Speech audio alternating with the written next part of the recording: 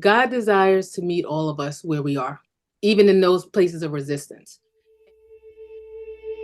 You know what? Your journey through struggling through the pandemic changed your life and so many other people. We were talking about that a little bit before, we started to record. What happened to you and how has God moved you through that change in your life? Well, about, I would say 3 years before the pandemic, I had already come to a place where I had given God an unequivocal yes. And what I mean by that is, when you've been in church your entire life and, you've gone through the motions and you've served and you've done everything that you thought that you were supposed to do, it doesn't necessarily mean that you surrendered your life to God. And I realized around that time that I wasn't surrendered because the big question that I had as a believer who had then divorced was how? How did this happen? Because God, I know I want to serve you. God, I know that we both were committed. How did this happen? And I really began to take inventory of my life and realize that I was not surrendered. It was about my plans and my way and what I wanted to do. And I feel that a lot of folks, but I'm going to try and focus on myself, when you give your life to Christ, is not really about, okay, God, I'm coming, here's my life, and here's what I thought I was going to do, and here's what I believed I wanted. But if you want something else from me, I'm willing to receive that. And I'm opening up myself up to walk the path that you have for me. Many of us, however, go toward him and say, God, listen, okay, now that I'm surrendering myself to you, I want to do this, and I want to do this, and I want to do that. And if I do everything you want, then you're going to bless it. And God did not promise that. And once I began to see that that's what I was doing, this kind of quid pro quo thing with God, in the same way that I was interacting with other people, I said, God, I'm now going to give you my unequivocal yes. And whatever you want to do, I want you to do it. The one thing, however, I had not given him was my career. Because how in the world, once you're moving and shaking and you're on that hamster wheel, how do you jump off when you have a mortgage and you have this and you have so many responsibilities? How do you do that? How And the do you? yeah, yeah. Well, the pandemic brought it about because one of the things that was in the back of my mind was, usually when there's a tragedy in your personal life, the world keeps going. You have to stop, but the world keeps going. And if there's a tragedy in the world, let's say globally, that area of the world may stop, but you keep on going. However, during this time, everything stopped. And I just had this thought in the back of my mind that now is the time to get off the ride concerning my career without getting bumped and scraped and bruised. Usually, like if you're in a car and it's still moving, you got to tuck and roll so that you don't Yes. get killed when you jump out the moving car. Well, I had this feeling, okay, no, I can step off the ride and it'll be okay because in that season, God made provision for everybody. Whether it Mhm. was a small business, you're unemployed, whatever it was, God made provision for you, food, money, whatever. So I really took that opportunity to say, okay, there's this paid pandemic sick leave, which a lot of people know about. I have my daughter at home. Even if you could work at home and made a provision for you to still work, to still stay at home and collect that sick leave and not have to go into work, even virtually. So I claimed that. And that was during the time that I started to put together that little journal and that devotional that I carried around for 3 years and made the original From the Word. Wow. Yeah. And so, how did you handle being a single mom with a learning disabled daughter in the midst of this pandemic? Well, the unfortunate thing was I didn't know that she had any type of learning disability. I was a mother that was a communications manager for the city of New York. And I really felt like she was in a great school, a blue ribbon school. She was progressing along. So I had no idea that she had any difficulties until now. I'm at home trying to quote unquote, homeschool her as I'm some kind of teacher because one of her teachers in the classroom is now going out on maternity leave. So I now have the added pressure of working and trying to teach her. And I was just like, listen, what's happening? Why isn't she like catching on? And then I find out from the administration, well, there's a little bit of a learning disability. And we did do the testing. And well, when was somebody going to tell me that this is something I was dealing with? And this was in addition to the ADHD. So I'm grateful that all this happened so that I can come to the awareness that as a parent, we are required to have our hands on our kids. I don't care how much money you're making. I don't care how successful you think you may be. You must have your hands on your kids because sometimes the schools are not going to tell you what's going on. Sometimes the kids are not going to tell you because they don't even know. It's not unless you're up close and personal that you can really see what's going on with them, not just academically, but emotionally, psychologically, Absolutely. what's happening with your kids. Yeah, absolutely. Because, and you also have to know, and I'm just going to throw this in here quickly. You got to know what they're teaching them too, Mhm. because Yes. a lot of parents just like, they hand their kid over and they say, well, you take care of their learning and their teaching. And meanwhile, you don't even know what they're reading. You don't even understand it. So I give you a lot of credit for, stepping up and just saying this and taking part in your daughter's life because basically God gives us children and as a gift, they Yeah. are not to be just handled like you hear everybody else goes and I'm just going to watch this kid grow up and do the best I can. This is a gift that's given to you and you Yeah. take full credit for that for God. So my next question would be so why did you leave that six-figure career and how did it change your life? Like, what are you doing now after you left it? Well, my main reason for leaving was to take care of her because before the pandemic, there were five people that were involved with the care of my daughter. From her father, we had an after school person. We also had another person that watched in the week. So it was five people that were involved. And after the pandemic, it was just me. That was Yeah. number one. But number two, I think it's important to know that when it comes to my daughter and trying to be there for her, I really just thought about, okay, if I'm making the money, then that is taking care of her. Because in my family, we had a history of pathology of people not taking care of the kids, specifically mothers not taking care of their kids. So my daughter's children was raised by my mother. My mother was raised by her aunt. So people didn't take care of their own kids. And one of the things that was said to me once the pandemic started by a family member in South Carolina was just send Kaya down here and then we'll take care of her down here so you can work. And I was just like, no, I'm not letting my child go. So I was just really determined that I was going to hold on to her because I said, no matter what, I waited 12 years and a half while I was married because I wanted to make sure I could be there for her. And now that they were telling us that we had to come back into the office in New York City, they weren't providing any remote options. It was either I could be there and work the shift and then get back home to get her, or I would have to leave. And I ultimately had to leave because once we exhausted all options and there were no accommodations, I had to leave my career. So, once you quit in the city of New York, then even the state of New York, you're not really guaranteed any type of unemployment benefits because you quit. However, there is an exception clause within that law that says if you quit for cause, then they can grant the unemployment. Although they initially denied it, they within a few weeks overturned it. So God allowed me to get that. And then because that was denied, I was able to get benefits at least temporarily because I didn't have any income coming in other than what I had for savings.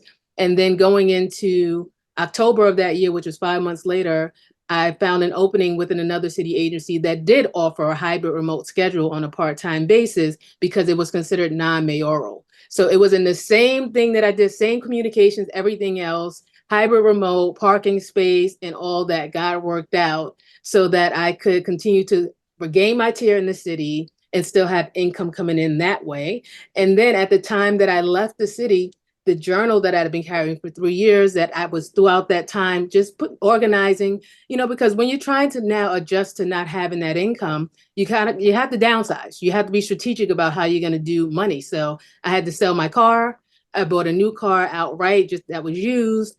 Just cut a lot of different expenses that we had. And then that journal that I've been carrying out, organized it because as I was talking to like Geico and all these different places, the first thing I would ask people is, so how are you doing? And when I ask that question from folks, I wait for an answer. So I had people giving me like 30-minute answers. Oh, I have so much anxiety. I had one person say, I don't even want to go outside with my kids, because I'm just so afraid with everything that's going on. And when they would finish, I would say, well, can I make a suggestion? And they say, oh, yeah, sure, go ahead. I said, well, can I make the suggestion that instead of saying my anxiety, you say I'm overcoming anxiety? Because when you say that, you're not denying it. You're not in la la land acting like it doesn't exist, but you are speaking to where you want to go. And then I also offer to give them a couple of scriptures that they could say when they feel those ancient feelings. So as I was doing all this, once I would get to the point of having to give the scriptures, it would take me some time because in my little book, the scriptures are all over the place. I never intended to like give anybody scriptures out of my notebook. So the Holy Spirit began to talk to me about organizing it. And once it was all organized and put together, I ended up with a topical ultra concordance that had over 80 different topics that I felt were some of the most critical topics in a believer's life. That had all the scriptures, affirmations, some prayers, and also some reflections on some key topics, which was our original Affirm the Word book. So Mhm. between the Affirm the Word book, which became the company, part-time employment, that's how we've been surviving. So that brings me to the point where you begin this journal Mm-hmm. and your passion is to see women engage in intentional journaling, right? So I love that you quote Habakkuk 2:2, write the vision and make it plain on tablets that he may run who reads it. And so, I constantly speak to women about this. I'm telling them all the time, you've got to journal what you're feeling because you have to see how God grows you throughout your life and how where you came from being maybe a believer in milk. Now you're really getting into the word and he's really teaching you. So you wrote the book, Affirm the Word. And how does it help strengthen a woman's faith? Well, our new 52-week prayer journal for women, I felt is crucial because what this particular journal does is it combined that original Affirm the Word book, the whole concept, with 52 weeks worth of devotionals, some reflection sections, as well as the affirmation sections, because I feel like, yes, journaling is important, and I call that basic journaling. But in order to really see change and transformation happen in one's life, I personally feel that you have to take that a step higher and engage in intentional journaling. And intentional journaling just allows you to take all of the life-giving thoughts that God has told you about yourself, the words that he's placed on your heart, and separate those from the other thoughts that says, listen, I don't know how I'm going to make it. How am I going to get out of here? This is a mess. If it ain't one thing, is enough. Because those things are happening too. Let's be real. It allows you to separate those life-giving thoughts from those thoughts and put them to paper and then lay them before God and say, God, how is it that you want me to proceed in this? You're telling me that I'm going in this direction. You're telling me that this is how you see me. How do you want me to proceed in this area? And as God begins to speak to you, you write that down. And then you go back to and you hold yourself accountable. Instead of just writing out, today was a horrible day. I didn't like my boss. My coffee was spoiled. No, let's go beyond that. Because until you get really intentional about what God is saying to you and about you, and then what he's telling you to do about that, you're not going to see much change in your life. Being able to experience change and allow God to manifest his presence in and through you requires surrender, yes. But once God gives you the word, you need to write that down and keep on referencing it because, again, all those other things are still there and they're prevalent, they're relentless, and they're constantly speaking to this ain't gonna work. You ain't going nowhere. You tried that before and you failed. You need to go back and see, okay, no, all that may be something that took place, but this is what God said, and this is what I'm standing on, and this is what I'm affirming. Because you also have to speak this over your life every day. That's those thoughts don't just go away and you say, get out of here. I don't want you to talk to me anymore. No, you got to speak something else in its place so that can get rooted deep down within you and you can begin to walk with that as your everyday experience. Yeah. Well, do you have any people that have come back to you that have said, this is so amazing and I'm really learning so much about myself?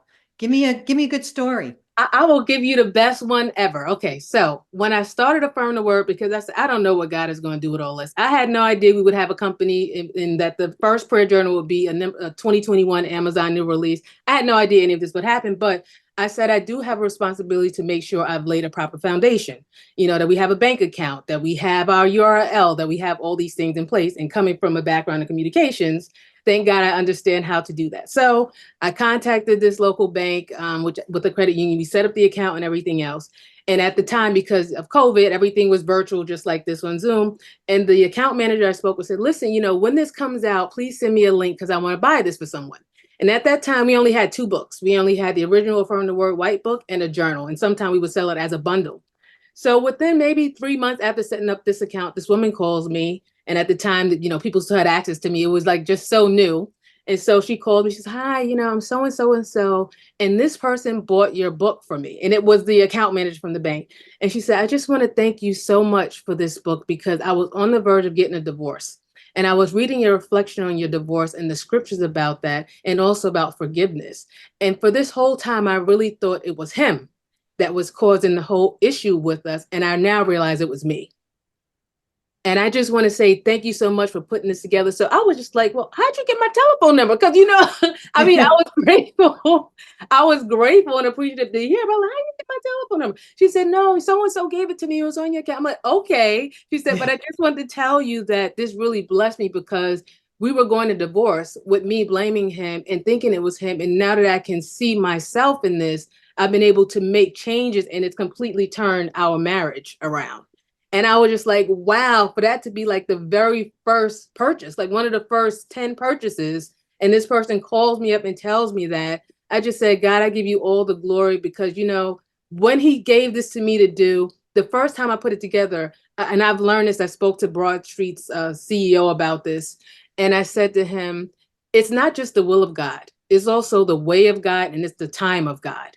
And before all this, I had no thought to any of it. It was just enough trying to do the will of God. Okay, God, you want me to cross the street? Okay, yeah, I'm willing to cross the street. But to say, how do you want me to cross the street? It's not just going this way. He may say, I want you to go down the block and then cross the street. So, God, how do you want me to cross the street? And then when do you want me to do it? And when I first put the original layout together, it took 3 months. The Holy Spirit says, no, I didn't want it that way.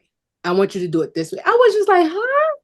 Couldn't you have like put some sirens, at the airport when the guy is standing there with it? Couldn't you have done something to let me know that you wanted a different ways? I wouldn't have wasted 3 months doing it. But I'm like, okay, that's on you, Jamie Marie, Yeah. because you were supposed to be in prayer throughout this entire time, asking Yeah. God to lead you, because this is not your work, it's his work. Exactly. So that was a word that came back to me from her. And there's been so many since, because now that we have a site, you can go right on our website and see all the different reviews that people put up there and the things that they were going through, and how this has caused them to get still and get intentional about engaging with the Father daily. As I try to share every time I speak to people, it's not just so much about the intentional journaling only, because the reality is that sometimes life hits you so hard in the teeth that you don't want to do anything. You don't want to pray. You don't want to write anything. You don't want to say anything. And I always try and get across to people that with God, it's simply about showing up. And when I say showing up, not just physically or not just in your posture, getting down on your knees, but the posture of your heart. Because even if you're in a place where you're just so broken and so down that you can't get out the bed, even right there, God can be right there with you in the bed as you open up your heart and say, God, I don't know what to do. I don't want to say nothing. I don't want to get up and do any type of worship and praise, but I need you to show me what to do. And I need you to help me and send me support and show me which steps to take next so I can have the courage. Because if I know if I'm still here, you have something for me. And I'm willing to do whatever you want, but right now I can't on my own. God can use that. So my thing with folks is show it with that first. And then once you get that and you're able to get up, because even when you're feeling that way, eventually you got to get up and do something. Yeah. If you have a terminal illness, you got to decide, am I going to take medication or not? Am I going to get treatment or not? Eventually you're going to have to do something. So this resource that we've created is to help you start with doing something, to start with getting up every day, getting still before God, being intentional. When he gives you something, write it down. You don't need to understand it. Yeah. You don't need to know how. Yeah. Write it down, get intentional about what he's telling you to do, and then walk in that. I love the way he affirmed the word to you, Yeah. because you're now listening to him. You've listened and you put it into action. And it's so great to see that. So to get the book, Affirm the Word, you can get your copy on Broad Street Publishing website Mhm. or Amazon. It's on there. And Jamie Marie, can you tell people, your website and the social media that you're on as well? Sure. Our site is affirmtheword.org. That's our website. And all of our social media, which is Instagram and Facebook, is affirm the word lit, Lit. Wonderful. And what would you like to leave my audience with today? My main thing again is just keep showing up with God. He desires every day to connect with you. He desires not just to meet with you and give you something, but he wants you to know who he is and what he's all about. So that when he leads you into a place, you'll know without a shadow of a doubt that he's going to show up and do what he's promised you he's going to do. Thanks for watching. Share your thoughts on our conversation by putting your comments below, and visit thecallwithNancySabato.com to learn more about me and what we do here on the ministry. Don't forget to like and subscribe and share. Your support means so much to us.